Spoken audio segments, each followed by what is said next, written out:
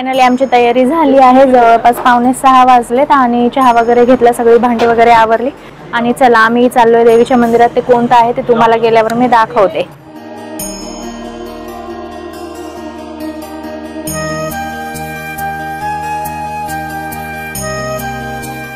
आम्ही येऊन पोहोचलोय आता चंपावती माता मंदिर मध्ये आणि हे आहे समोर असं मस्त मंदिर आणि ना इकडे मस्त असं समोर मोकळी जागा आहे, भारी वाटते।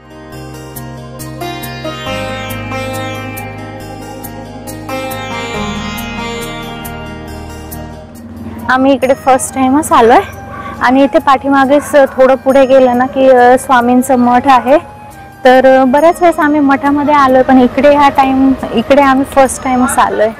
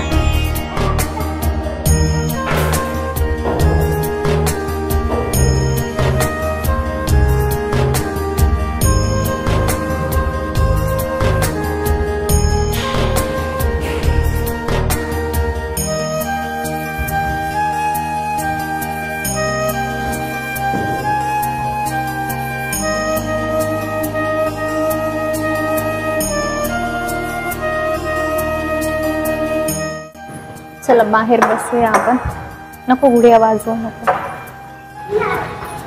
हे बघ कोण आहे बाहेर, विश्वम तारी फ्रेंड आहे, छोटी मुलगी एक।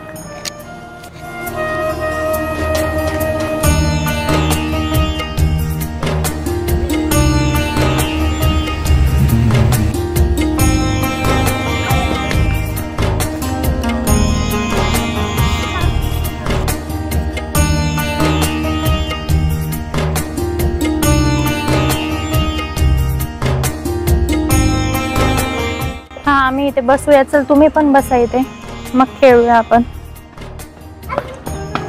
पळापळी नका करू हा। ला बसलोय आम्ही, थोडा वेळ हे खेळतील इकडे विश्वम प्रणवी आणि मग निघूया। एकदम शांत वातावरण आहे आणि आता तरी टाइम काय झालाय, 6:15 झाले, तेवढा अंधार झाला नाहीये आणि ना गर्दी पण नाहीये, फक्त आम्हीच आहोत इकडे, फक्त दर्शनासाठी गर्दी नाहीये अजिबात।